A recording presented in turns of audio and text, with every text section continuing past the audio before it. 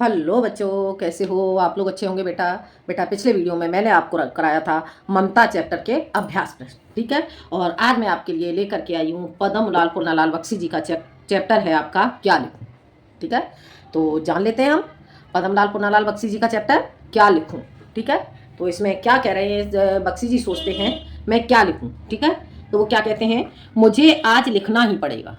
पद्म लाल पूर्णालाल बख्शी जी कहते हैं, मुझे आज लिखना ही पड़ेगा। अंग्रेजी के प्रसिद्ध निबंध लेखक एजी गार्डनर का कथन है कि लिखने की एक विशेष मानसिक स्थिति होती है। लिखने की एक विशेष मानसिक स्थिति होती है, अर्थात मानसिक स्थिति। जब हम कुछ लिखने के लिए बैठते हैं तो हमें हमारे अंदर कुछ मानसिक स्थिति होनी चाहिए कि हमें क्या लिखना है, ठीक है। जब हम लिखने की स्थिति में एक तरह से तैयार होंगे तभी हम कुछ लिख पाएंगे, ठीक है। तो वो क्या कहते हैं, गार्डनर का कथन है, ठीक है। तो कथन किसे कहते हैं बेटा? कथन कहते हैं कि जैसे किसी, मान लो किसी में लेखक का, किसी वैज्ञानिक का, ठीक है, कोई वचन हो गया हो, उसने कुछ कहा, ठीक है। तो लिखने की एक विशेष मानसिक स्थिति होती है। उस समय मन में कुछ ऐसी उमंग सी उठती है। उस समय बख्शी जी कहते हैं कि जब हम लिखने के लिए तैयार होते हैं तब हमारे मन में एक उमंग सी उत्पन्न होती है, एक उल्लास उत्पन्न होता है, ठीक है। उमंग का अर्थ क्या हो जाएगा? एक उल्लास उत्पन्न होता है, ठीक है। और हृदय में कुछ ऐसी स्फूर्ति सी आ जाती है। अर्थात क्या कह रहे हैं? वो कह रहे हैं कि ये हृदय में एक ऐसी स्फूर्ति सी उत्पन्न होती है, एक ताजगी सी उत्पन्न हो जाती है, हो आती, स्फूर्ति सी आती है, अर्थात एक ताजगी सी आ जाती है, ठीक है, लिखने के लिए तैयार होने को। और मस्तिष्क में कुछ ऐसा आवेग सा उत्पन्न होता है कि लिखना ही पड़ता है। आगे समझ में क्या कह रहे हैं कि मस्तिष्क में कुछ ऐसा आवेग सा उत्पन्न होता है, ठीक है। तो आवेग का अर्थ क्या हो जाएगा? आवेग का अर्थ हो जाएगा एक मानसिक उत्तेजना, एक मानसिक रूप से तैयार होना, ठीक है। तो कह रहे हैं कि ऐसा आवेग सा उत्पन्न होता है, एक मानसिक उत्तेजना उत्पन्न हो जाती है कि लिखना ही पड़ता है। हो गया क्लियर? समझ आ गया? उस समय विषय की चिंता नहीं रहती। उस समय विषय की चिंता नहीं रहती है। जब हम लिखने के लिए तैयार होते हैं तब हमें विषय की कोई चिंता नहीं रहती है। कोई भी विषय हो उसमें हम अपने हृदय के आवेग को भर ही देते हैं। अपने हृदय के जो मानसिक उत्तेजना होती है, हमारे हृदय के जो अंदर जो मानसिक उत्तेजना होती है, उसी विचारों को हम अपने लेखन में लिख ही देते हैं, ठीक है। हेड टांगने के लिए कोई भी खूंटी काम दे सकती है। हेड टांगने के लिए, हेड कहते हैं बेटा सिर का कैप, ठीक है। तो जो सिर पे कैप लगाते हैं उसे टांगने के लिए कोई भी खुटी काम दे सकती है। उसके लिए हमें ये नहीं सोचना है कि उसके लिए एक ही खुटी होनी चाहिए, ठीक है। तो हेड टांगने के लिए कोई भी खुटी काम दे सकती है, हम कहीं पर भी उस हेड को टांग सकते हैं। उसी तरह अपने मनोभावों को व्यक्त करने के लिए कोई भी विषय उपयुक्त है। उसी तरह से अपने मनोभावों, अपने मन के भाव को प्रकट करने के लिए कोई भी विषय उपयुक्त है। असली वस्तु है हेड, अर्थात हेड का उदाहरण किसके लिए दिया गया है? यहाँ पर हेड का उदाहरण दिया गया है बेटा लेखन सामग्री के लिए, ठीक है। असली वस्तु क्या है? असली वस्तु है हेड, अर्थात टॉपिक होना चाहिए एक, ठीक है। और खूंटी नहीं, खूंटी का कोई अस्तित्व नहीं है, खूंटी कोई भी हो, ठीक है। इसी तरह मन के भाव ही तो यथार्थ वस्तु है, विषय नहीं। आगे समझ में इतना समझ आ गया होगा। आगे बढ़ते हैं। गार्डनर साहब के इस कथन की यथार्थता में कुछ संदेह नहीं। गार्डनर साहब के इस कथन की यथार्थता में कुछ संदेह नहीं, ठीक है। क्या कहते हैं? उनकी यथार्थता में कोई संदेह नहीं, पर मेरे लिए कठिनता यह है कि मैंने उस मानसिक स्थिति का अनुभव ही नहीं किया है। मैंने उस मानसिक स्थिति का अनुभव ही नहीं किया है जिसमें भाव अपने आप उत्थित हो जाते हैं, अर्थात जिसमें जो हमारे मनोभाव हैं वो स्वतः ही उत्पन्न हो जाते हैं। मुझे तो सोचना पड़ता है।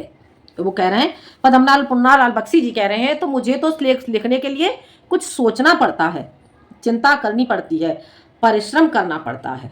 वो कह रहे हैं मुझे लिखने के लिए परिश्रम करना पड़ेगा, अपनी सामग्री तैयार करनी पड़ेगी, अपना टॉपिक पढ़ना पड़ेगा, उसके लिए मुझे कुछ किताबें पढ़नी पड़ेंगी, तब हम लिखने के लिए तैयार हो पाएंगे, ठीक है। तब कहीं मैं एक निबंध लिख सकता हूँ। आज तो मुझे विशेष परिश्रम करना पड़ा। वो कह रहे हैं आज तो मुझे विशेष रूप से परिश्रम करना पड़ेगा, क्योंकि मुझे कोई साधारण निबंध नहीं लिखना है।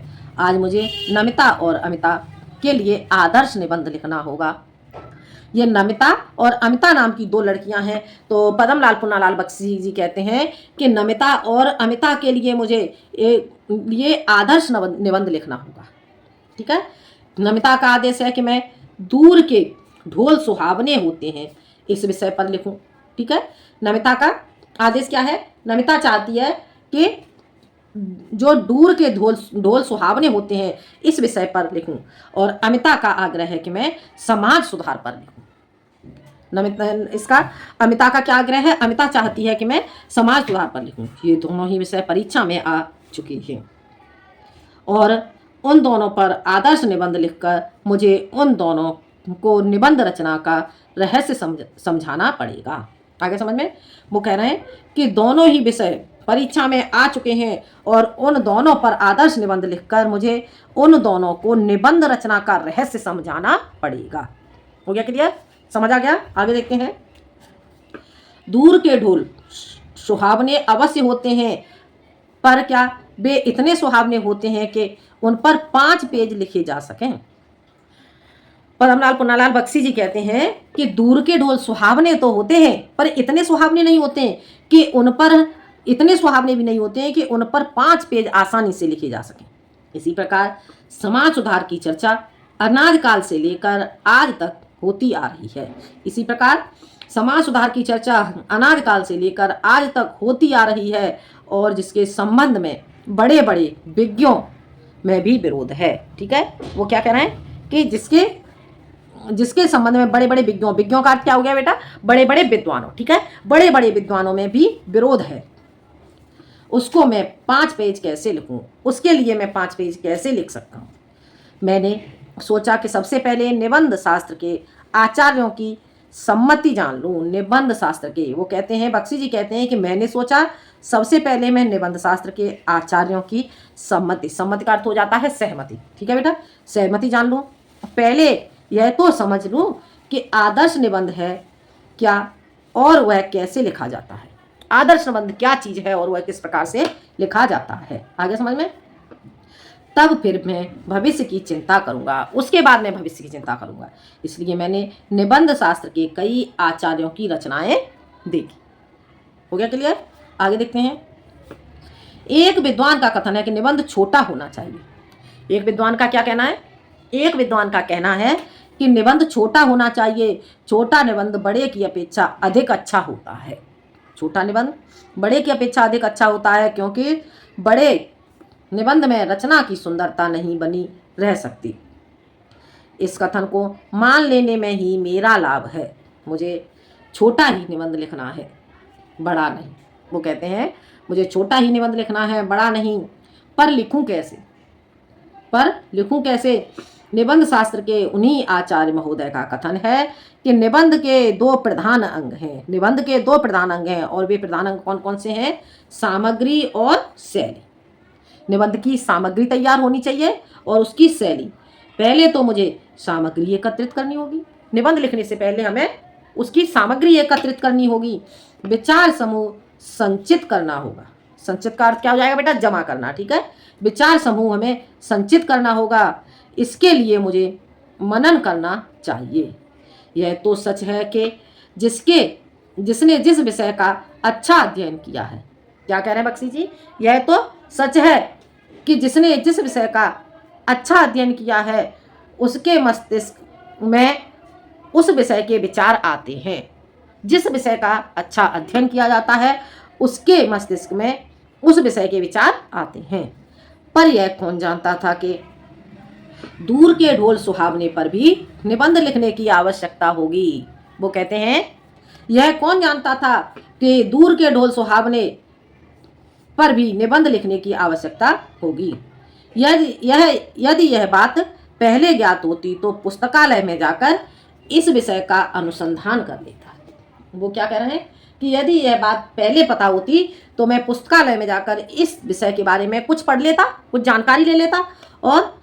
पर अब समय नहीं, परंतु अब इसके लिए समय नहीं है। मुझे तो यहीं बैठकर 2 घंटों में 2 निबंध तैयार करके देने होंगे। 2 निबंध कौन कौन से तैयार करने? एक नमिता के लिए और एक अमिता के लिए। ठीक है। यहाँ न तो विश्वकोश होगा। विश्वकोश यानी कि बहुत अधिक शब्द भंडार, ठीक है। यहाँ न तो अधिक शब्द भंडार होगा और न कोई ऐसा ग्रंथ जिनमें इन निबंधों की सामग्री उपलब्ध हो सके, जिसमें इन निबंधों की सामग्री एकत्रित हो सके। अब तो मुझे अपने ही ज्ञान पर विश्वास कर लिखना होगा। अब तो मुझे अपने ही ज्ञान पर विश्वास करके लिखना होगा। विज्ञों का अर्थात विज्ञानों का कथन है, विद्वानों का कहना है कि निबंध लिखने के पहले उसकी रूपरेखा बनानी चाहिए, उसकी रूपरेखा बना लेना चाहिए, ठीक है। क्या कह रहे हैं? वो कह रहे हैं कि विद्वानों का कथन है कि निबंध लिखने के पहले उसकी रूपरेखा बना लेनी चाहिए। अतएव सबसे पहले मुझे दूर के ढोल सुहावने की रूपरेखा बनानी है। मैं सोच ही नहीं सकता कि इस विषय की कैसी रूपरेखा है, ठीक है। वो कह रहे हैं कि मैं सोच ही नहीं सकता कि इस विषय की कैसी रूपरेखा है। निबंध लिख लेने के बाद में उसका सारांश कुछ ही वाक्यों में भले ही लिख दूं, पर निबंध लिखने के पहले उसका सार 10-5 शब्दों में कैसे लिखा जाए?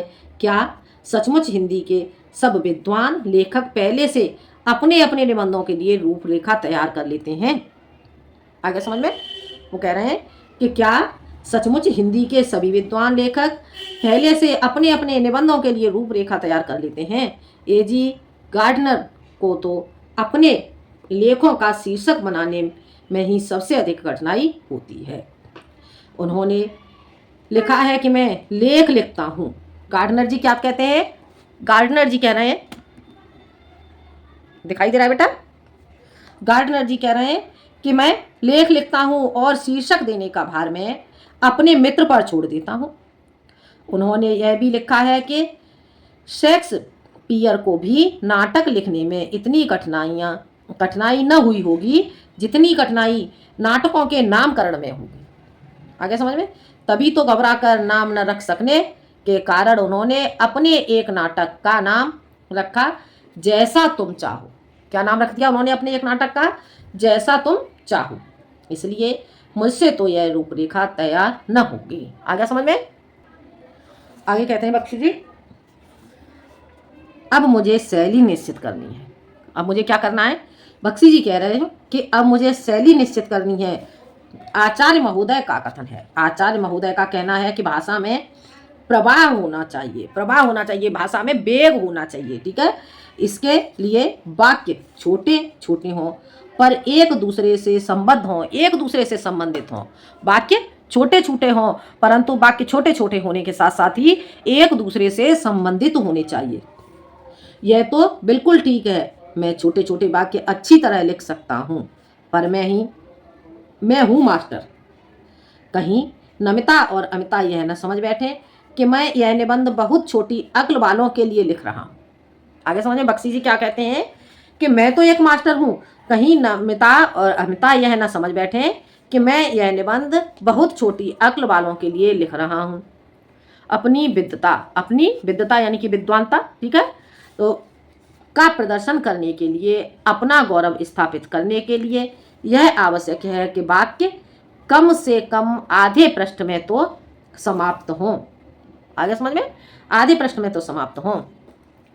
बाणभट्ट ने कादम्बरी में ऐसे ही वाक्य लिखे हैं। बाणभट्ट ने कादम्बरी नाटक में, जो संस्कृत के का जो इनका नाटक है, बाणभट्ट जी का कौन सा कादम्बरी नामक जो नाटक है, उसमें कादम्बरी में बेटा किसकी? आपकी चंद्रापीड़ की कथा थी, ठीक है।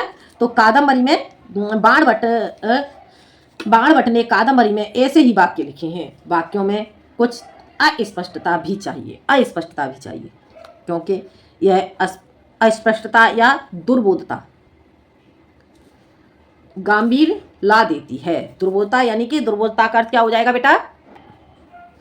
दुर्बोधता का अर्थ हो जाएगा बेटा कठिनाई, ठीक है। दुर्बोधता गंभीर ला देती है। इसलिए संस्कृत के प्रसिद्ध कवि श्री हर्ष ने जानबूझकर अपने काव्य में ऐसी गुत्थियां डाल दी हैं, ऐसी गुत्थियां उलझाती हैं, ठीक है, जो अज्ञों से न सुलझ सकें, जो अज्ञों यानी कि जो अज्ञात लोग हैं उन गुत्थियों को न सुलझा सके, ठीक है। आगे समझ में? और सेनापति ने भी, जो सेनापति थे, और सेनापति ने भी अपनी कविता मूढ़ों के लिए दुर्बोध कर दी है। जो सेनापति हैं, सेनापति ने भी अपनी कविता मूर्खों के लिए कैसी दुर्बोध यानी कि अधिक कठिन कर दी है। तभी तो अलंकारों, मुहावरों और लोकोक्तियों का समावेश भी निबंधों के लिए आवश्यक बताया गया है। आगे समझ में? तभी तो अलंकारों, मुहावरों और लोकोक्तियों का समावेश भी निबंधों के लिए आवश्यक बताया जाता है। तब क्या किया जाए? हो गया बेटा, इतना समझ आ गया? आगे देखते हैं। देखो आगे, अंग्रेजी के निबंधकारों ने एक दूसरी पद्धति को अपनाया। अंग्रेजी के निबंधकारों ने एक दूसरी पद्धति को अपनाया। उनके निबंध इन आचार्यों की कसौटी पर भले ही खरे सिद्ध न हो।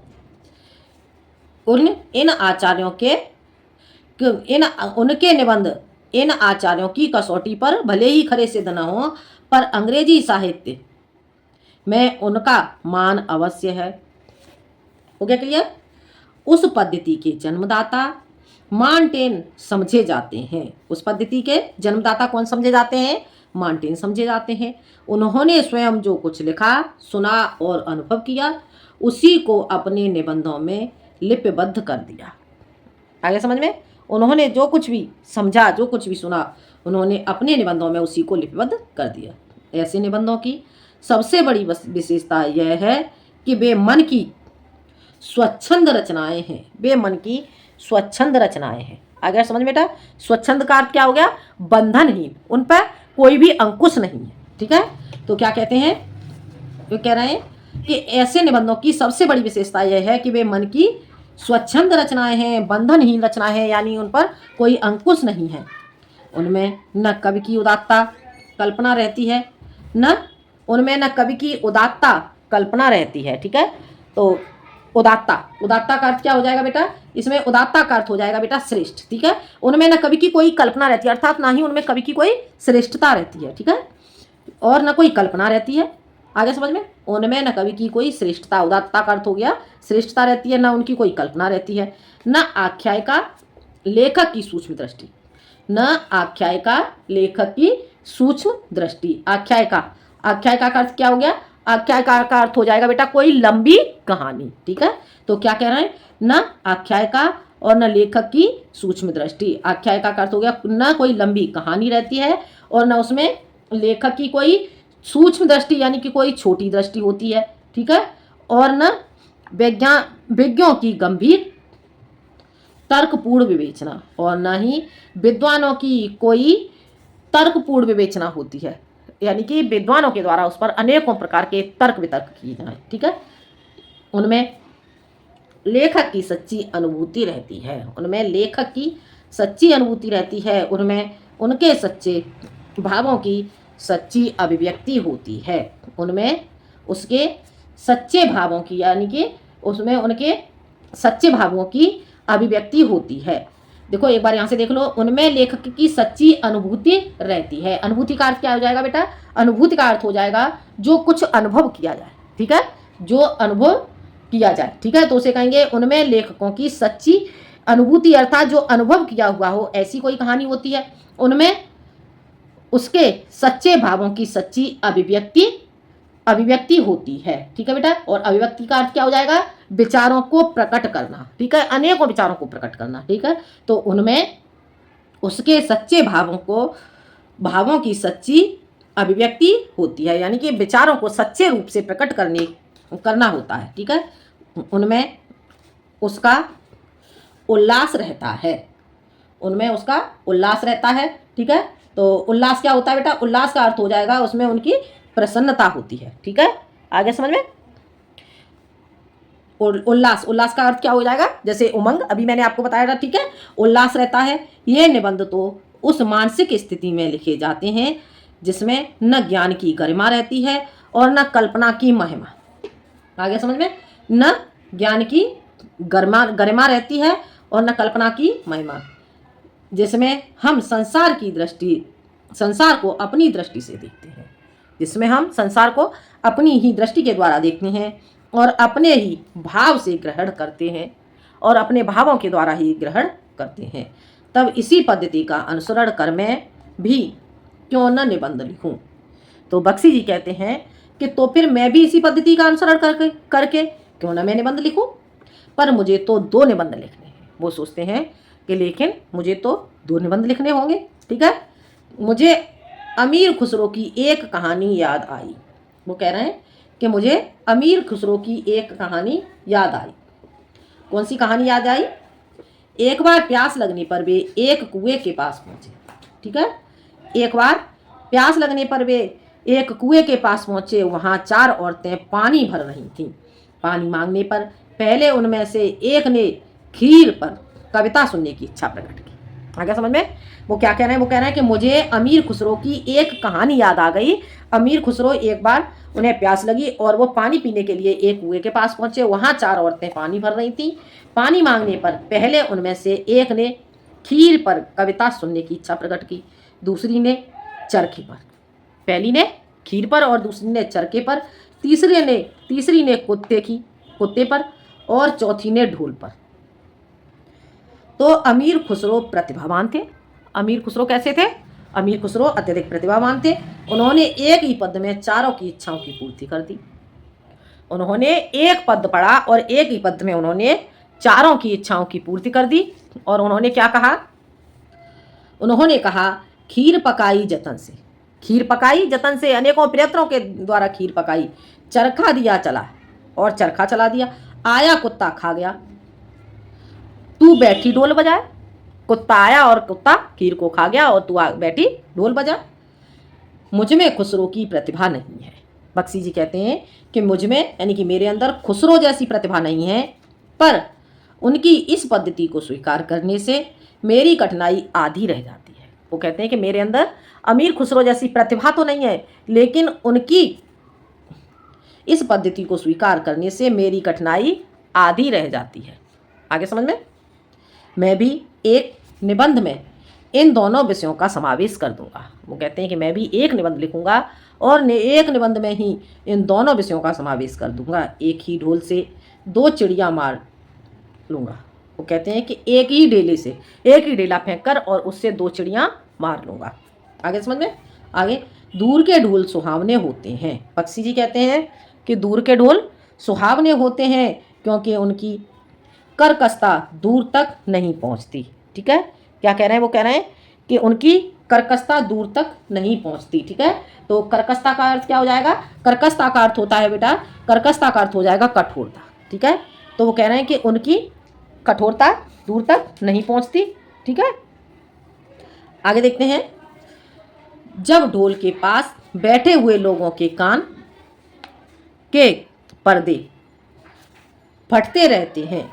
वो कहते हैं कि जब ढोल के पास बैठे हुए लोगों के कान फटते रहते हैं, तब दूर किसी नदी के तट पर संध्या समय किसी दूसरे के कान में वही शब्द मधुरता का संचार कर देते हैं। मधुरता का संचार करना। ठीक है, और संचार का अर्थ क्या होता है? संचार का अर्थ हो जाता है बेटा, संचार करना यानी कि फैलाना। ठीक है, तो क्या है कि दूसरे के कान में वही शब्द मधुरता को फैला देते हैं। ढोल के उन्हीं शब्दों को सुनकर वह अपने हृदय में किसी के विवाहोत्सव का चित्र अंकित कर लेता है। किसी के विवाह के उत्सव का चित्र अंकित कर लेता है। कोलाहल से पूर्ण घर के एक कोने में बैठी हुई किसी लज्जाशील नववधू की कल्पना वह अपने मन में कर लेता है। कोलाहल से पूर्ण घर में, कोलाहल किसे कहते हैं बेटा? शोर के लिए। ठीक है, तो शोरगुल से परिपूर्ण घर के किसी एक कोने में बैठी हुई किसी लज्जाशील नववधू किसे कहते हैं? जो नव विवाहिता होती है। ठीक है, नववधू की कल्पना वह अपने मन में कर लेता है। उस नववधू के प्रेम, उल्लास का अर्थ क्या बताया था? उमंग। ठीक है, उस नववधू का प्रेम, उमंग, संकोच और आशंका का अर्थ, संकोच क्या होता है? संकोच कहते हैं बेटा लज्जा, और आशंका का अर्थ होता है संदेह, और विषाद से युक्त हृदय के कंपन। विषाद कहते हैं बेटा दुख के लिए। ठीक है, तो आगे समझ में क्या कहेंगे? विषाद का अर्थ क्या हो जाएगा? दुख। ठीक है, विषाद से युक्त हृदय के कंपन, ढोल की कर्कश ध्वनि, यानी कि कर्कश का अर्थ क्या होगा, कठोर ध्वनि, ठीक है। तो ढोल की कठोर ध्वनि को मधुर बना देते हैं, क्योंकि उसके साथ आनंद का करवल, उत्सव व प्रमोद और प्रेम का संगीत, ये तीनों मिले रहते हैं। आगे समझ में? तो क्या कहते हैं यहां से देखो, आनंद का करवल, करवल का अर्थ क्या हो जाएगा बेटा, करवल का अर्थ हो जाता है बेटा कि यहाँ पे कि करवल का अर्थ हो जाता है कि शोरगुल करना, चिड़ियों का चहचहाना, ठीक है। और उत्सव, उत्सव तो जानते ही हो आप, ठीक है। वह प्रमोद, प्रमोद कहते हैं बेटा खुशी, ठीक है, खुशी या आनंद, ठीक है, हर्ष। और प्रेम का संगीत, ये तीनों मिले रहते हैं, तभी उसकी कर्कशता यानी कि उसकी कठोरता समीपस्थ लोगों को भी कटु नहीं प्रतीत होती। अर्थात जो समीपस्थ लोग हैं, तभी उसकी कठोरता पास में उपस्थित लोगों को भी अप्रिय नहीं प्रतीत होती है, अर्थात उन्हें भी मधुर प्रतीत होती है, प्रिय प्रतीत होती है। और दूरस्थ लोगों के लिए तो वह अत्यधिक मधुर बन जाती है। और जो दूरस्थ यानी कि दूरस्थ लोग जो दूर रहने वाले लोग हैं, ठीक है, जो उनके पास ना हो, ठीक है, तो उनके लिए ये कैसी बन जाएगी, उन लोगों के लिए यह दोनों अत्यधिक मधुर बन जाती है। आगे समझ में? जो तरुण संसार के जीवन संग्राम से दूर है, दिखाई दे रहा है बेटा, देखते हैं, देखो बख्शी जी क्या कहते हैं, जो तरुण संसार के जीवन संग्राम से दूर है। तरुण, तरुण का अर्थ क्या हो जाएगा बेटा, जो युवा, ठीक है, जो युवा संसार के जीवन संग्राम से दूर है। संग्राम, जीवन संग्राम क्या हो जाएगा, जीवन संग्राम का अर्थ होता है बेटा जीवन रूपी युद्ध, ठीक है। तो वो कह रहे हैं जो युवा व्यक्ति संसार के जीवन रूपी युद्ध से दूर है, उन्हें संसार का चित्र बड़ा ही मनमोहक प्रतीत होता है, ठीक है। उन्हें जो संसार का चित्र है बड़ा ही मनमोहक प्रतीत होता है। जो वृद्ध हो गए हैं, जो अपनी बाल्यावस्था और युवावस्था से दूर हट आए हैं, उन्हें अपने अतीत काल की स्मृति बड़ी सुखद लगती है। उन्हें अपने अतीत काल की स्मृति, अतीत की यादें बड़ी ही सुखद लगती हैं। आ गया समझ में? अतीत का ही स्वप्न देखते हैं, वे अतीत का ही स्वप्न देखते रहते हैं। तरुणों के लिए जैसे भविष्य उज्ज्वल होता है, युवाओं के लिए जैसे कि मानो भविष्य उज्ज्वल होता हो, वैसे ही वृद्धों के लिए अतीत, अतीत किसे कहते हैं बेटा, अतीत कहते हैं जो बीता हुआ समय होता है, ठीक है। तो और वृद्धों के लिए, और वृद्ध अतीत को, और वैसे ही वृद्धों के लिए अतीत। वर्तमान में दोनों को असंतोष होता है। तरुण भविष्य को वर्तमान में लाना चाहते हैं, तरुण यानी कि जो युवा होते हैं, युवा व्यक्ति भविष्य को वर्तमान में लाना चाहते हैं, और वृद्ध अतीत को खींचकर वर्तमान में देखना चाहते हैं, यानी कि जो बीता हुआ समय उसे खींच करके वर्तमान में देखना चाहते हैं। युवा क्रांति के समर्थक होते हैं, तरुण क्रांति के समर्थक होते हैं, यानी कि जो युवा होते हैं वे क्रांति के समर्थक होते हैं। और वृद्ध अतीत यानी कि जो बीता हुआ समय है, बीते हुए गौरव के संरक्षक होते हैं। आगे समझ में? बीते हुए गौरव के संरक्षक होते हैं। इन्हीं दोनों के कारण वर्तमान सदैव क्षुब्ध रहता है। क्षुब्ध का अर्थ क्या हो जाएगा, क्षुब्ध का अर्थ हो जाएगा बेटा दुखी रहता है, ठीक है। इन्हीं दोनों के कारण वर्तमान सदैव कैसा रहता है, दुखी रहता है, ठीक है। और इसमें बेटा आपका संरक्षक का अर्थ क्या हो जाएगा, संरक्षक का अर्थ हो जाएगा बेटा रक्षा करने वाला, ठीक है, गौरव के रक्षक होते हैं, ठीक है। उन्हीं दोनों के कारण वर्तमान सदैव दुखी रहता है, और इसी से वर्तमान काल सदैव सुधारों का काल बना रहता है। आगे समझ में? इसी से वर्तमानों का काल सदैव सुधारों का काल बना रहता है, ठीक है, यानी कि समाज सुधारक का समय बना रहता है, ठीक है। आगे समझ में? आगे देखते हैं बेटा, मनुष्य जाति के इतिहास में कोई ऐसा काल नहीं हुआ जब सुधारों की आवश्यकता न हुई हो। मनुष्य जाति के इतिहास में कोई ऐसा काल नहीं हुआ जब सुधारों की आवश्यकता न हुई हो। तभी तो आज तक कितने ही सुधारक हो गए, यानी कि कितने ही समाज को नई दिशा दिखाने वाले हो गए, ठीक है। कितने ही लोग ऐसे हुए जो समाज को नई दिशा दिखाने वाले लोग हुए। पर सुधारों का अंत कब हुआ?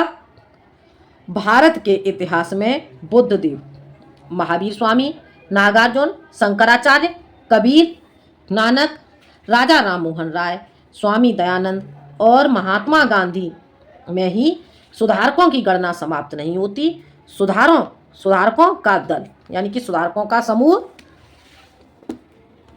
जो सुधारकों का समूह होता है, सुधारकों का समूह नगर नगर और गांव गांव में होता है। आगे समझ में, सुधारकों का समूह नगर नगर और गांव गांव में होता है। यह सच है कि जीवन में नए नए क्षेत्र उत्पन्न होते हैं, नए नए क्षेत्र उत्पन्न होते हैं मनुष्य के जीवन में, और नए नए सुधार हो जाते हैं, नए नए सुधार होते हैं, अनेकों प्रकार के सुधार होते हैं मनुष्य के जीवन में, अनेकों प्रकार के बदलाव होते हैं, परिवर्तन होते रहते हैं। न दोषों का अंत है और न सुधारों का, न दोषों का अंत होता है। दोष किसे कहते हैं? बुराइयों के लिए। ना तो वहाँ पर बुराइयों का अंत होता है और न सुधारों का। जो कभी सुधार थे, जो कभी सुधार थे, वही आज दोष हो गए। जो कभी सुधार थे, जो कभी अच्छे थे, अच्छे गुण थे, वही आज दोष बन गए हैं। और उन सुधारों का फिर नव सुधार किया जाता है। आगे समझ में, उन सुधारों का फिर नव सुधार किया जाता है। ठीक है, नव सुधार का अर्थ क्या हो गया? सुधारों का भी सुधार। ठीक है, नव सुधार का अर्थ क्या हो जाएगा? सुधारों का भी सुधार, उसे फिर से पुनः से सुधार करके, ठीक था लेकिन ठीक को भी और अत्यधिक ठीक बनाना। आगे समझ में, तभी तो यह जीवन प्रगतिशील माना गया है। क्या कहते हैं बख्शी जी? बख्शी जी कहते हैं तभी तो इस जीवन को प्रगतिशील माना गया है। हिंदी में प्रगतिशील साहित्य का निर्माण हो रहा है। हिंदी में प्रगतिशील साहित्य का निर्माण हो रहा है। क्या कह रहे हैं बख्शी जी? बख्शी जी कहते हैं कि हिंदी में प्रगतिशील साहित्य का निर्माण हो रहा है और उसके निर्माता यह समझ रहे हैं कि उनके साहित्य में भविष्य का गौरव निहित है। आगे समझ में, तो क्या कहते हैं? हिंदी में प्रगतिशील साहित्य का निर्माण हो रहा है। प्रगतिशील का अर्थ क्या हो गया?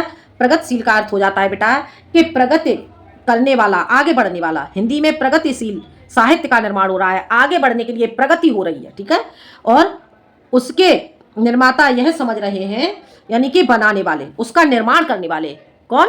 हिंदी का निर्माण करने वाले, जो हिंदी के निर्माता हैं, वे यह समझ रहे हैं कि उनके साहित्य में भविष्य का गौरव, ठीक है, निहित है, यानी कि भविष्य का गौरव छिपा हुआ है।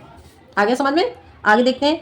पर कुछ ही समय के बाद उनका यह साहित्य भी अतीत का स्मारक हो जाएगा।